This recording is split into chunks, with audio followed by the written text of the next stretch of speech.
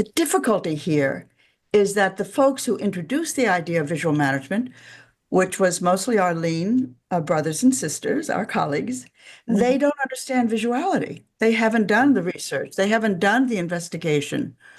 They haven't spent, now it's almost 40 years that I've spent in developing and naming a field and codifying it so that people can enter it and see how its various components, aspects, strengths work together to give you the full fabric of information.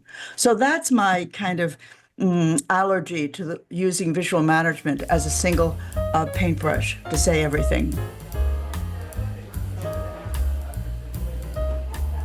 Hey everybody, I'm Elizabeth Swan. And I'm Tracy O'Rourke, and we're from the Just in Time Cafe. Welcome to our podcast. At the cafe, we wrestle with tough questions, we talk to groundbreakers, we discuss great books, and we get insights from Lean Six Sigma leaders and practitioners who are making a difference in the world. We let you in on helpful apps, we bring you the news, and we challenge the status quo so you can build your problem-solving muscles. So, Elizabeth, what is on the cafe menu today? Today's highlight, Tracy, the get of the podcast century, is our interview with the doyenne of the visual workplace, Gwendolyn Galsworth. She shed some serious light on her philosophy of all things visual, and then for a combination book buzz Q&A, we discuss the wisdom Gwendolyn's many articles and books have brought to us. The question being, what did we learn from Gwendolyn? Let's get visual. Yeah, let's get visual. And I don't know if we can fit in everything we learned from Gwendolyn, but we're going to try. Okay. Up next, it's book buzz and Q&A. Yeah, Tracy, it's a combination of the two. So what did we individually, collectively learn from her prolific writings? Oh, man. We have learned so much from her. I really, just all of her writings are crazy. And, I have an old book of hers, I have a new book of hers. And, she does have a piece that she writes called Does Lean Have a Hard Edge Limit? And it's very reflective. And Gwendolyn kind of questions whether lean is a finite destination or a continuous journey. And she explores how early Western interpretations of lean, rooted in Toyota's core tools like SMED, Kanban, and the quality at the source, were often simplified, adapted, and even distorted over time. And while many companies have benefited from these methods, Lean's evolution has often defaulted to checklist style tool implementation, lacking deeper strategic intent. Crazy. Yeah, So, no, it is. yeah. So, And I appreciate you bringing that up because I feel like we've talked about that, right? We've even written a book about tools, but yeah. you don't want it to just be checklists, right? You don't want to just be like, okay, we did a 5S, we did, and she said, I think early in her career, she kind of had that like, oh, you do a 5S, but she learned pretty quickly, like, well, not, that's just a tiny, eyedropper of what has to happen on a grand scale. So yeah, Yeah. she has a much broader view.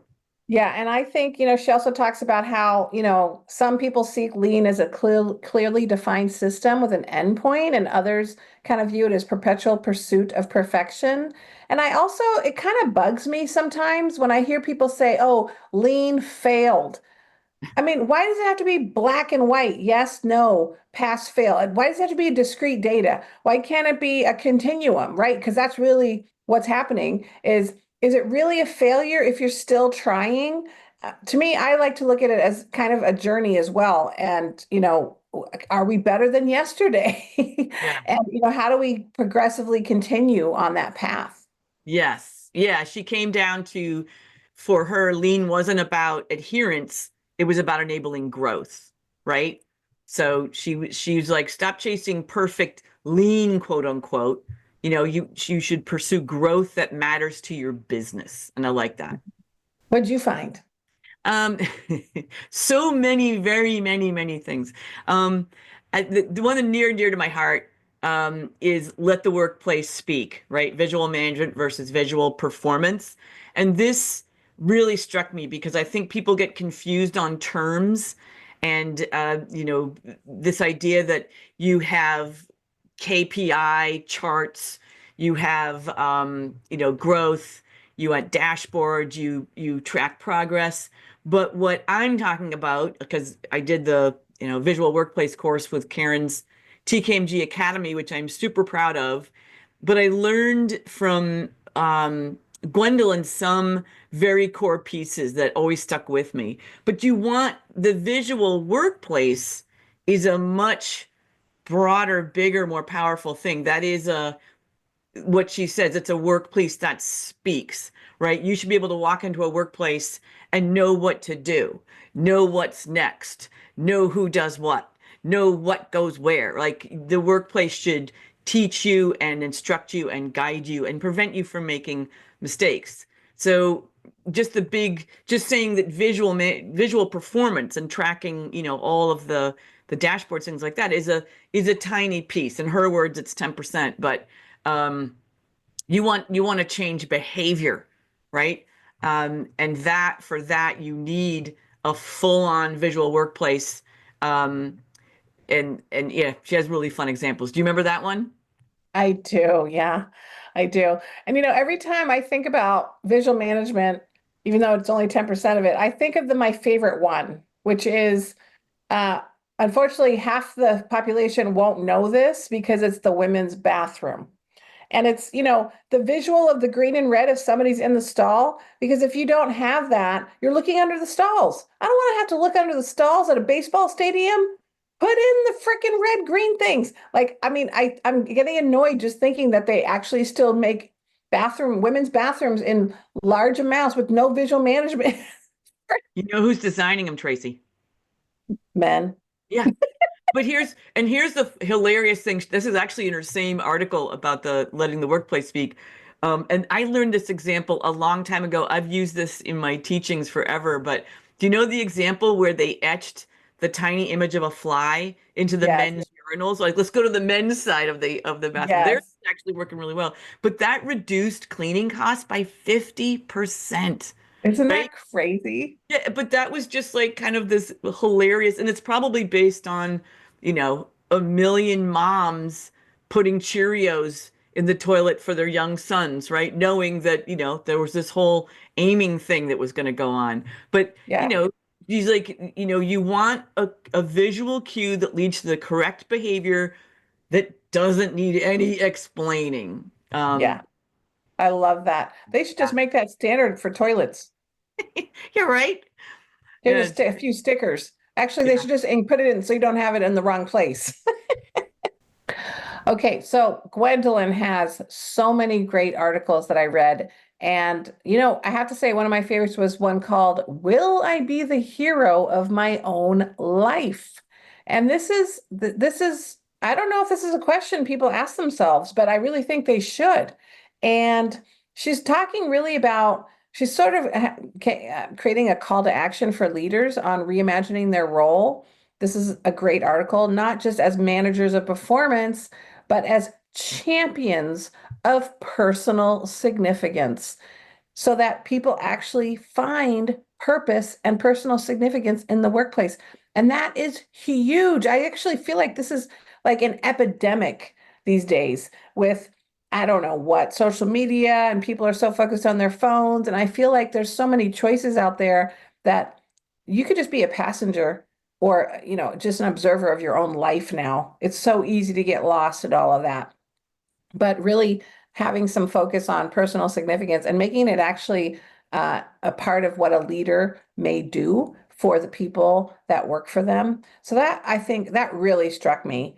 Because really, the heart of every employee, it's that deeply human question, will I be the hero of my own life?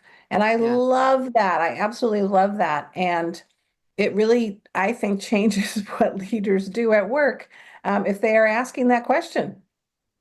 Yeah, and I think that I love it too. I love that one. It was so human and so telling because people do get disconnected, and that's what leadership's role is, right? Keep people connected to your own inner drive, right? Not just for excellence, but for meaning, for purpose, for contribution. Like, why do I matter here? Why does it matter that I come to work, right?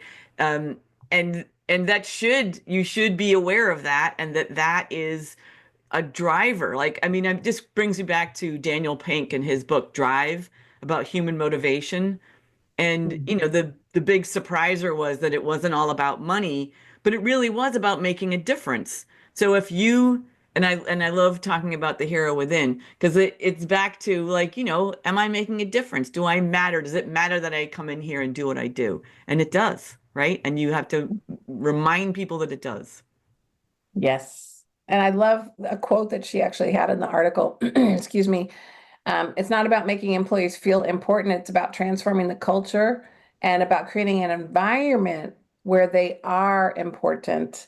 Because when people feel like heroes in their own work, they rise, and so does everything around them. Yes. Yes, and they spread that if they're Love that. reinforced, and then yes, I love that too. Okay, I want to talk about one more in our little series of Gwendolyn appreciation. And that one is her article, Nothing Changes If Nothing Changes. And it sounds maybe redundant and self-explanatory, but it's really about something you and I believe wholeheartedly, which is you cannot teach without application. And I know you and I have dealt with that where clients would say, well, can't we just have the training? Can't you just come and train people? We're like, no, they have to do projects. We've got to be able to apply it, right? Mhm. And that at a certain point, we just sort of had to pass up, right, in our lives, in our careers. Like, yeah, I'm sorry, I can't do that with you because it would need to be involve application, right? Mhm. Oh my gosh. Yeah, absolutely. It's very frustrating to find out that organizations have a yellow belt or a green belt and then there's no application behind it. It's just training. And then what? And then what do they do? And they have no way of actually being successful with it if there's no coach. And it's very frustrating. And very important to learn this stuff. And, honestly, I've had people that didn't realize it was a project-based application in the course and they dropped out. They're like, okay, well, I don't have time to do a project. Okay, then come back when you do. Then why would you learn this if you can't apply it? Yeah. Yeah, you have to pair teaching with doing. And it's often considered in some firms like an accomplishment just to get the training done. Like that's a level of excellence, right? If you had great instructors, great training, and you got it done. It's like, no, you have to let people try, fail, and grow, right? They have to be able to get their hands dirty, mess up, right? Have somebody lift them up every time they, do it wrong, and then learn because they did it wrong, and then come out of there being able to now be a powerful asset for the company. But yeah, I love Yeah. that she pointed that out. Yeah, and I'll just share a small example that I know has resonated with you as well. We can tell people all day that if you're doing a DMAIC project, in the problem statement, you should not have a solution, a root cause, or blame. And they hear it. They're like, I got you. I'm there. I'm with you. And then they go and write their project problem statement for their real project. How many times have we seen a solution in there? Yeah. I mean, and again, I'm not saying that they didn't listen. I'm saying you don't learn it until you try it and you make a mistake and then you go, oh, I just did what I said I thought I knew. Yeah. Right. So Yeah, it's so critical. And I have such favorites on that one, where I have what I call the solution masquerading as a problem, where they'll craftily say, well, the lack of automation is causing this to be very slow. It's like, Mhm. no, the solution is automation in your mind, but you've made up your mind already. And that I always come back and I tell them, hey, did the lack of a fire extinguisher cause the fire? No. And then they're like, oh, okay, I got it. Um, Right. And just another language for that is it was so funny when this person said this. They go, well, we need a digital. So what's your problem statement though? Like, what is the problem you're trying to solve? that we don't have one. Yeah. And Okay. Well, again, go get one then, and don't do this. Don't, this is called process improvement. What process are we improving now? yes. And we say this not to make fun of people who aren't getting it right, but we say this because we are such believers in applying it so you can learn, because that's really when people have the lessons. As my good friend Tracy would say, we say this with love. All right. Well, that is our wrap on the Galsworth brain. We are happy to bring it to you, aside from the fabulous interview with Galsworth coming up. I'm Elizabeth Swan, and you're listening to the Just in Time Cafe podcast. In a short while, you'll get to hear our interview with Gwendolyn Galsworth, the author of Visual Workplace and many other books. Tracy, why don't you tell our listeners a little bit about Gwendolyn? I would love to. So, Gwendolyn Galsworth, PhD, is a leading authority on the visual workplace and visual management. And as founder of Visual Thinking, Inc. and the Visual Lean Institute, she's helped organizations across 5 continents use visual methods to drive transformation, align culture, and sustain results. She's a hands-on practitioner for over 30 years. Dr. Galsworth is also a Shingo Institute faculty fellow and the author of 7 friggin' books, including 2 Shingo Award winners, Visual Workplace, Visual Thinking, and Work That Makes Sense. Basically, this gal is a legend. So explore her work, her books, and free resources at www.visualworkplace.com. And we are so honored to have Gwendolyn at the cafe. Yeah.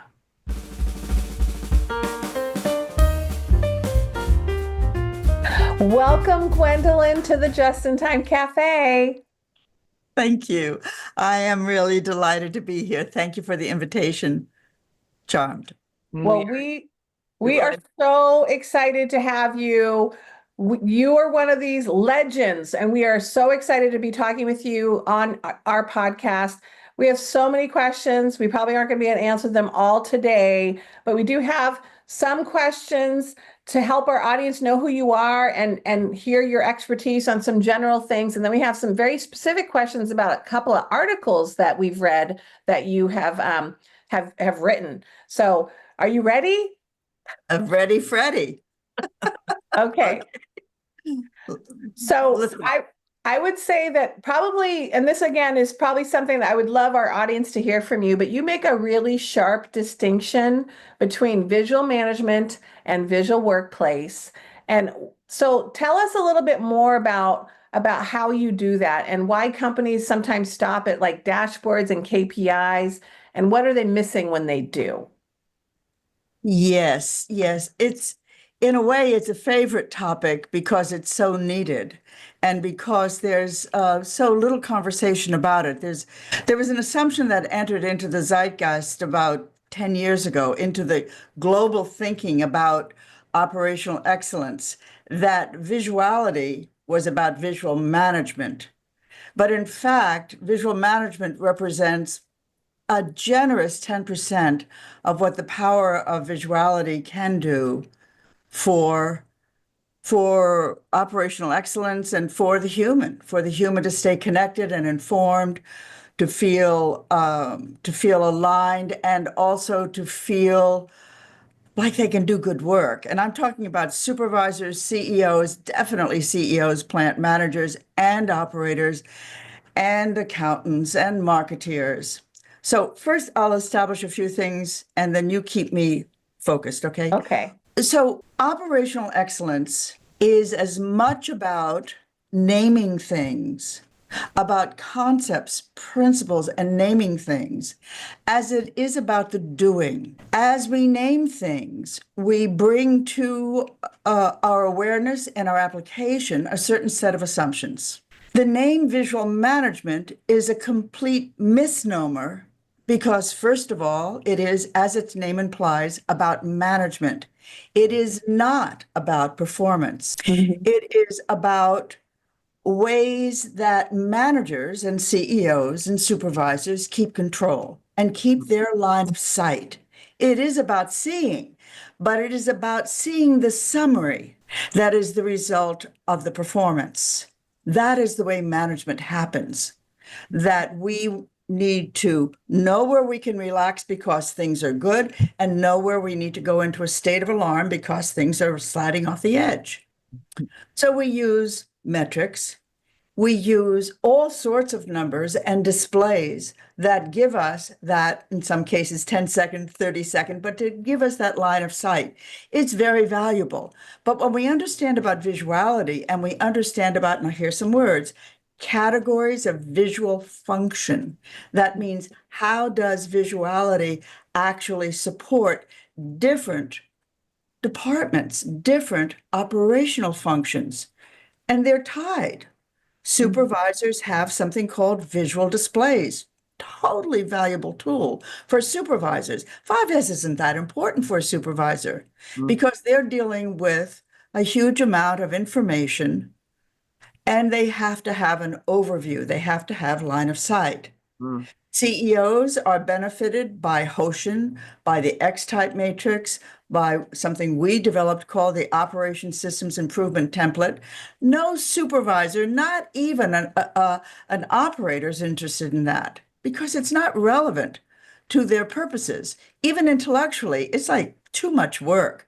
I don't mean that it's not very interesting, but it's not precisely relevant. But for a CEO or someone who is a ranking site executive, you need to have frameworks of thinking. We're still not in the realm of visual management. Visual management has to do with organizing the numbers that result from performance, that are caused by performance. Visual management is about numbers. Yeah. It is about seeing numbers and sometimes clusters of numbers and getting a scan, getting a shot, a snapshot of what's going on. But it does not identify causality, which is the very ground of all work. If we move up from causality to the next layer of what is it, we get the realm of information. The visual workplace is an informational landscape, and that is the full spectrum, the full set of information that we need to do our work. It's our standard specs, it's our process, it's the feedback that we get from machinery. That feedback is another word for information. It is mistakes that we notice so that we can make adjustments and that we can take control of our own behavior and self-detect, self-correct. And for management, there's visual management. So that's the distinction that I want to make. Valuable, but what about the other 90%? The difficulty here is that the folks who introduced the idea of visual management, which was mostly our lean brothers and sisters, our colleagues, they don't understand visuality. They haven't done the research. They haven't done the investigation. They haven't spent, now it's almost 40 years that I've spent in developing and naming a field and codifying it so that people can enter it and see how its various components, aspects, strengths work together to give you the full fabric of information. So that's my kind of allergy to using visual management as a single paintbrush to say everything. Did I answer your question pretty okay? Yeah, absolutely. And I like the analogy of an allergy. Yes. So what do you think is the biggest myth that people are having with the 5S and visual workplace and visual management? So you talked about these definitions, and I think that helps. But what would you say are the biggest mistakes you're seeing leaders making to support these elements? The elements, the visual elements, the visual. Yes. Mm-hmm. Well, this is kind of ancient history, but I think that it is persistent. Mostly people, and I won't be complete, but I will give you a sense of this. Most people think of the visual workplace and visual management as a series of solutions, a series of tools. And those tools might be a Kanban tool, it might be color coding, it might be lines and labels on the floor. but there are discrete physical elements, and the idea is put them into place. I did that in the 1980s when you guys were in diapers, if even on the planet, Uh-huh. and it didn't work. And it was because of my failures that I said, gee, this has got to be more than my failure. There must be a way to make this work. And I discovered a few things.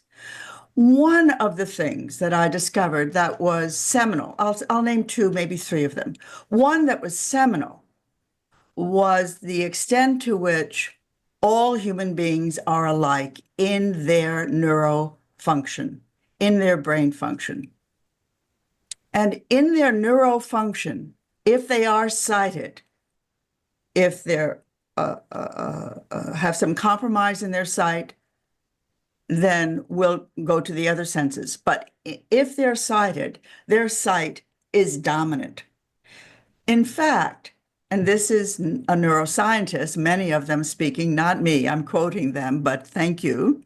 50% of our brain function, and I'll qualify that further, 50% of the involuntary component of our brain, which is actually 90% of the brain.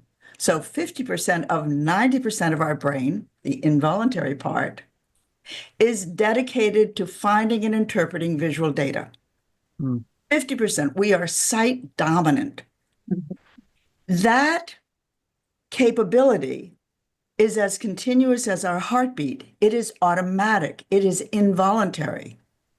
And yes, we can trace it back to the need to scan the horizon to see if we're safe from lions and tigers and bears, from threat, right? And so our peripheral eyesight is much sharper, much more responsive than our straight ahead because we want to know what we can't see. And as soon as it comes into our line of sight, just barely, it's almost impossible to get a human to not, when they are staring ahead and something comes into their periphery, for the head not to turn automatically, precisely at that moment. So we are sight dominant.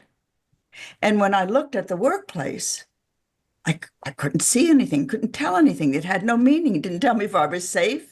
That meant I was unsafe. If I couldn't validate that I was safe, then I was unsafe. But there were other deficits of information. And I began to use that word, deficits of information, because for me, it opened the field of what wasn't there.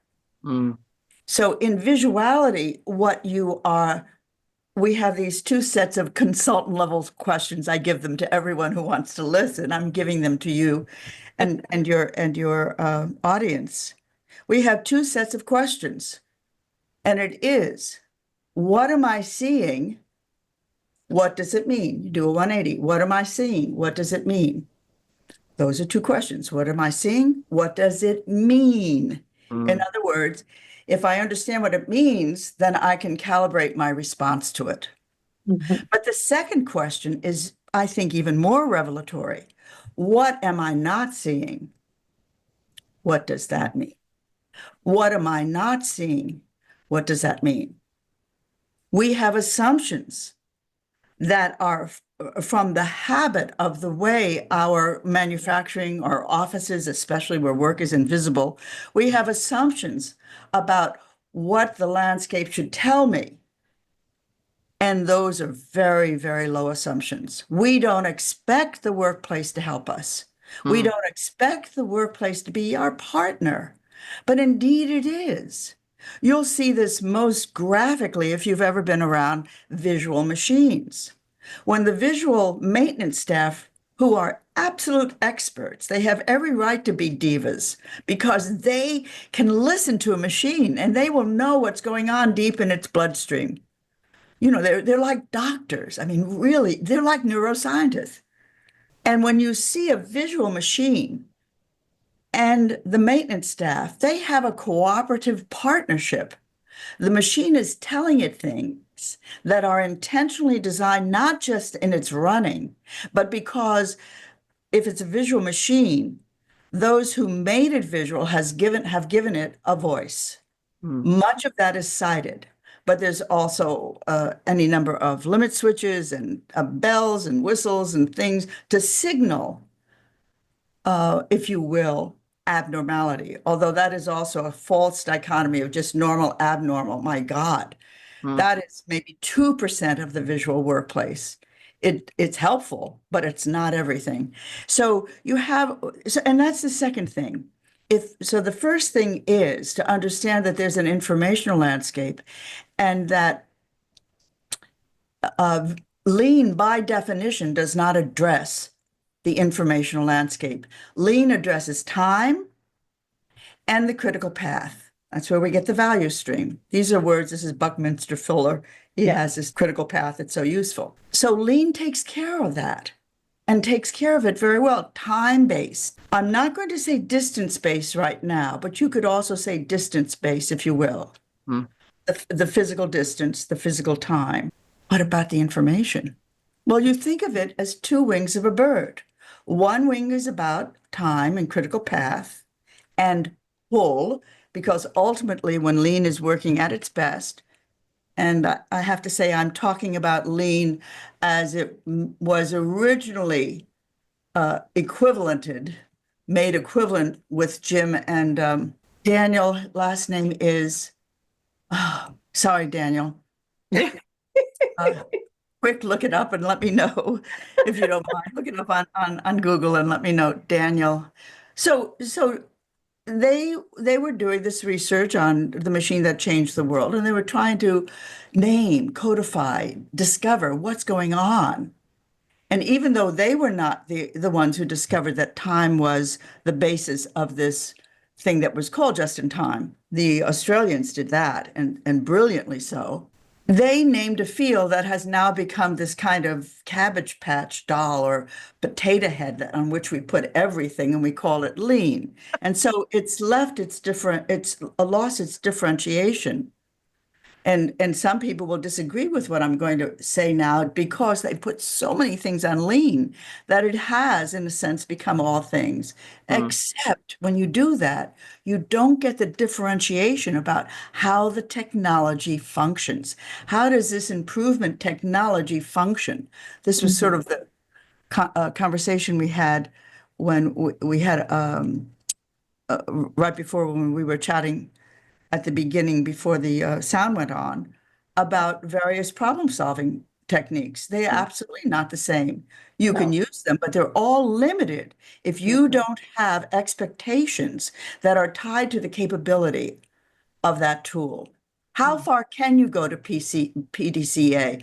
Well, practitioners, God bless them, have made it, practically everything, including mother's milk. But it isn't. It isn't meant to be a cow. It isn't meant to be mother's milk. It's meant to serve a particular purpose and to provide a certain kind of insight. Same thing with the 5 whys and the fishbone, et cetera, et cetera. And that's the way it is with lean. And, this is me, and this is where I stand. But if we don't recognize that there's also an informational landscape that is problematic if it is not surfaced, we won't understand what visual is. Visual is about adherence. It's about the informational field, adherence, and flow. And Ono said to us, this once in a lifetime practitioner who had so many pressures on him. I had the pleasure of meeting him. And believe me, he was not politically correct. He was barracuda, and you loved it. Everyone I met over there was a barracuda, and I thought, oh, yum. And they were always looking for lunch. They were always looking for the next improvement. They were always saying, not good enough yet. So it's not exactly seeking for perfection. That also, I think, is just so misleading. And I don't blame Jim and Dan. Dan Jones. Dan Jones, thank you, Dan Jones, for that. Their contribution was enormous, but people took it as orthodoxy. They have been treated as God, and they like the label. But it's a paradigm that has its own built-in limitation because it's incomplete. Yeah. And the complete thing is the informational landscape. The informational landscape is the home of visual. It is about flow. Ono said, flow where you can, pull where you must. Flow. If we focus on creating flow, visual is our first tool. Visual is the best preparation you can ever have for lean conversion because it not only readies the landscape and makes it transparent, informationally speaking, but it readies the people. And this is the third assumption. So the first was about naming things. The second is about thinking that visual is a handmaiden to lean. It isn't. It's like two wings of a bird. Which wing is more important? Shall we get rid of time and the critical path, or shall we get rid of information and adherence? Well, a bird needs the two wings to get to its destination. A one-winged bird is a handicap, and we will notice that.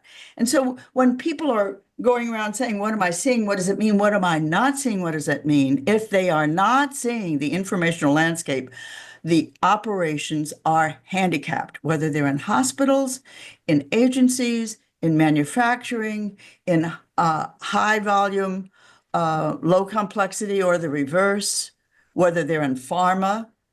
Now, there's a challenge to bring visual into pharma. I've seen about 5 pharma plants in the last year, and it's very hard to convince them that visual will actually create a different level of excellence, a level.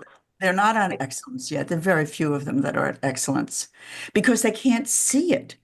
And I want to say one more thing. I want to say 2 more things because you opened the question of what are the premises that are missing. The fourth premise that is missing is the contribution of the individual, whether that individual is the CEO or the individual is an operator. And that has to do with a recognition of the hero within, the recognition of the power that is in each of us to connect with our environment and to make a contribution.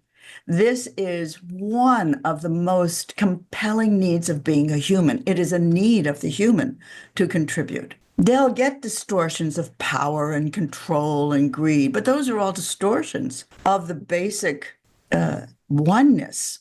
Better be careful with my words, but the basic commonality amongst all humans, which is they want to contribute.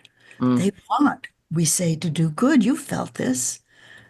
I know that because I can look at your faces and I can see in your faces the openness and the receptivity, and you're one of the missionaries. You guys are out there doing this and enjoying every minute because it feels so good to you. So that's the fourth premise. I call it I-driven, and you can read about it in my books.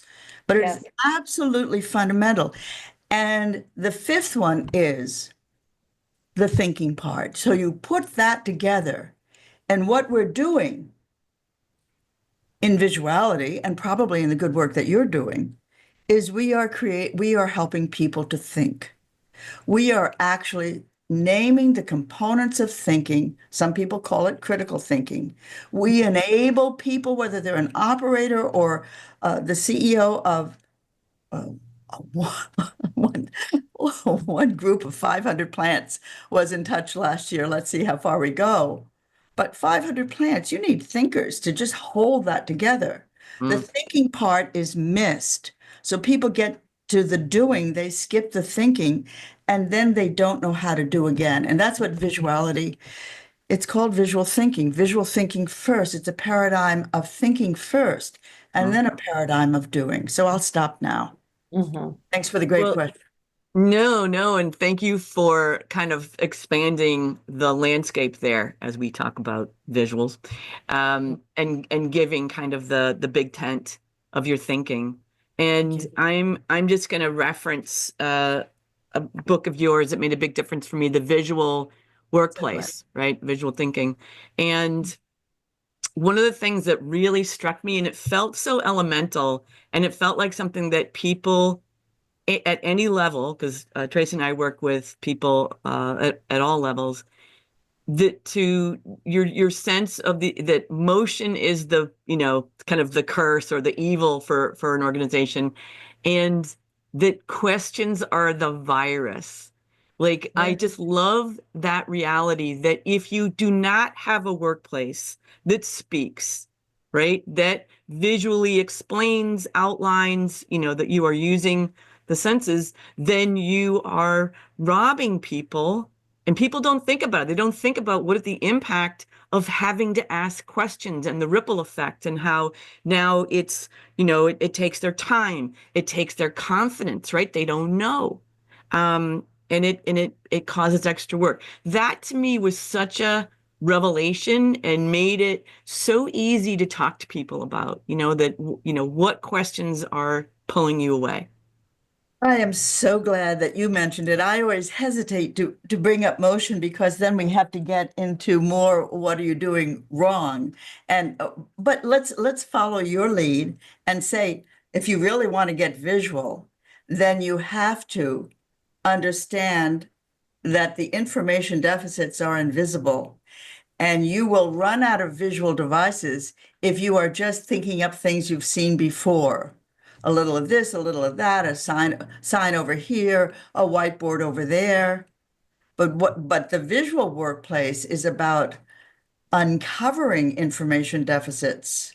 The problem with information deficits is that they're invisible. They are literally not there. And because they are not there, that's what makes them powerful. The information is missing. And the easy measure to get that is to listen for the questions.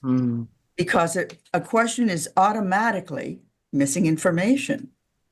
And listen to the recurrency of the question. So we have these two questions, which are deeply a part of the paradigm. And they are, if not the beating heart, certainly one of the limbs, maybe the mouth of the methodology. And the two questions are, what do I need to know? What do I need to share? What do I need to know that I don't know right now in order to do my work? I listen for the question. The generic term for question, to your point, Elizabeth, the generic term is motion. It is a waste. Questions are a waste. Not the kind of question was, well, like, how are you today? Where did you get that gorgeous scarf? Or when can we have a cup of tea together? Not questions like that, but informational questions that are repetitive or even highly repetitive or even chronically repetitive, when the information is so easy to get and I always have to find the person who has it. That completely diminishes me, not only because it's a lousy way to organize your day. Where can I find Joe or Joan? But it also doesn't allow me to build on that information and become stronger. It keeps me from growing. So when we think about the visual workplace, at least my clients, as I do in my books and whatever, we want it to be a place that supports human development, human growth, human thinking, human expansion, human connectivity. All of that is below the horizon of excellence, the culture. Transformation of the culture, turn it into a thinking culture. It is not hard. Everything else is, for me, lost opportunities to help people think. So there was something else. I wanted to talk about this. So what do I need to know that I don't know right now in order to do my work? You notice your own motion. You notice when you leave your value field to get something. My value field is my 3-monitor desk. And I have to go over there, turn on a light or whatever, get my phone, whatever.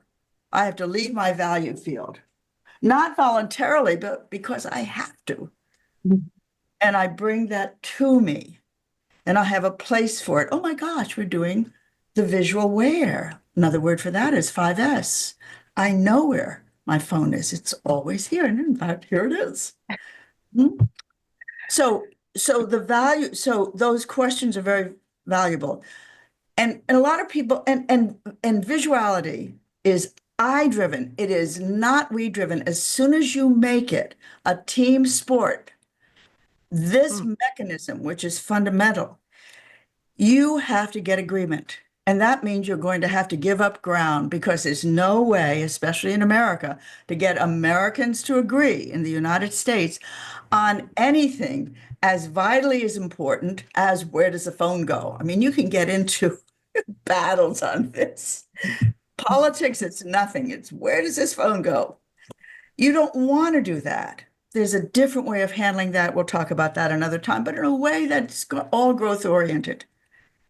Mhm. The we, let me just finish the wrap into why I'm showing you this notebook, because I'm going to give you a little tool here. The we comes out in the second question. Listen to the we in that. Listen to the team in the second question. First question is, what do I need to know that I don't know right now in order to do my work? That's the first driving question. Second question is, what do I need to share that I know that other people need to know in order for them to do their work?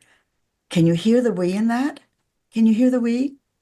So it's still I driven. I'm still going to notice it with my eyes and with my thinking, with the brain that God gave me, and with my desire to contribute. I'm going to notice when someone else is struggling, or I'm going to notice when somebody comes to me with a question, and I'll answer it once. But as we have this thing called First Question is Free, you'll find it in that book somewhere. And you get the person comes up to you, you answer it politely. But the second time you hear that question, or even the first, you say, never again. I never want that person to have to ask me again, find me again, and I never want to answer it again. So I'm going to make a visual device. And what we do with this little book is, I like the flip books. I'm trying to find an unwritten page. This one I've used up.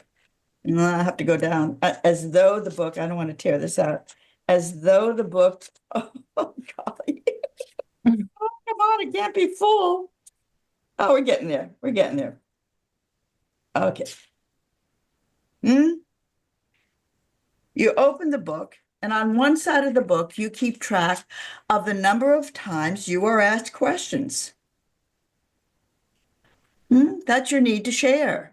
That's your motion. That's your metric, right? You can even write the question down, right? 9 times. And it's only noontime. It's only 1 o'clock, and I've already got nine of these questions interrupting me. Takes us 10 to 12 minutes to recover from an interruption, no matter how long or short. 10 or 12 minutes to get back to the level of concentration and focus we had before the interruption. Poor supervisors. On the other side, you flip it over. And on this side, how many times do I ask questions? How many times? These are my need to know. And you do, this is the metric. Thank you, Elizabeth, so much for bringing this up, because I normally don't get into the nitty gritty of the how, but this can be used. It can. Year I out love of it. this. Yeah, you can get a year Love out it. of it. And the visual devices make all these little marks go away and all the motion goes away. So the motion is the footprint of the information deficit, because the information deficit doesn't exist. Like Predator, Mhm. Arnold Schwarzenegger in Predator. Remember, they had to cover, well, you remember that. Watch the movie. It's a great movie. It's all about motion. Well, Gwendolyn, you are a fountain of knowledge, and I feel like we only hit the tip of the iceberg in this short conversation We're out with of time. you. We're out of time already, but we are definitely going to have you back at the cafe to talk about all kinds of things. I had some burning questions as well, but we will save those for another time. So, Gwendolyn, how would someone get in touch with you? Go to my website, visualworkplace.com.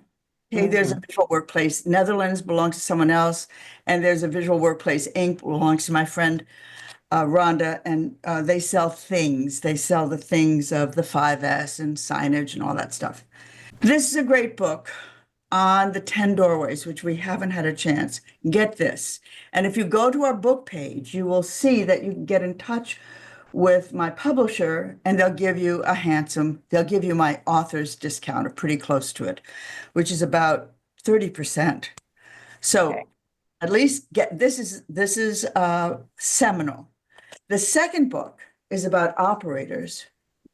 I'm not sure if this is backwards because is it No, backwards? work that makes sense. I Oh, see it. it's But good. that makes sense.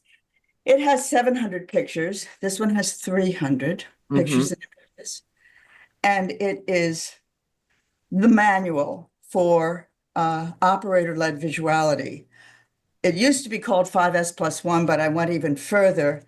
And it is to teach operators how to think and do. I recommend it without reservation and also Right. for hospitals as well. Mm. And so you'll see my books. You will Okay. also see books by my brother. He has 4 books of poetry. He used to be a plumber. And yes, he's adorable, but he had this hidden eye we didn't even know about. He Huh. was 5 before we saw his first poem. And when he showed us one poem, he showed us 200 of them because he had been writing poems for 30 years. He's now he started his 5th book, Gary Galsworth. And if you happen to buy it and love it, because you will love it, you will find his email in the back. This is my brother recently, Gary the Plumber, GD Nice. at AOL.com. Buy his books first before mine because we have to support our artists. And Mm. Yes, we do. Especially Elizabeth has a lot of artists too. yeah. Thank you very much. And you can reach us. We're happy to do training. You'll find 35 videos. We have a YouTube channel, Mm. which we'll send you the connect to so you can put it up. And Very nice. wait a second. There's 150 articles. There are 50 podcasts with another 150 podcasts that give you the full technology. They are all free. We want you to learn it. We want you to do it. We have nice clients who make it easy for us to share with you because they take care of our bills. But you don't have to take care of our bills. You do have to say thank you. You do have to say thank you if you use our material. We get grumpy when, especially Of course, yes. just takes our material. You have to say thank you You to have us as yes. well as citing us. But Absolutely. we're here to help because it makes us feel so good. And because I've been given a gift. And you know what it is with gifts. You get a gift, you got to give it back. If Yeah, you you don't give do. it back, the gift isn't so sweet. Thank you very Yes. much for welcoming. It's been terrific. Absolutely, Gwendolyn, you are a gift, and are a so gift. thrilled to get to talk to you and just, extract more wisdom from a brain that's already given so much. So I'm Yes. thrilled you came on the cafe. We'll definitely drag you back and go down some more wormholes because how fun is that? It is fun. Exactly. Thank you very much. Thank you. Thank you.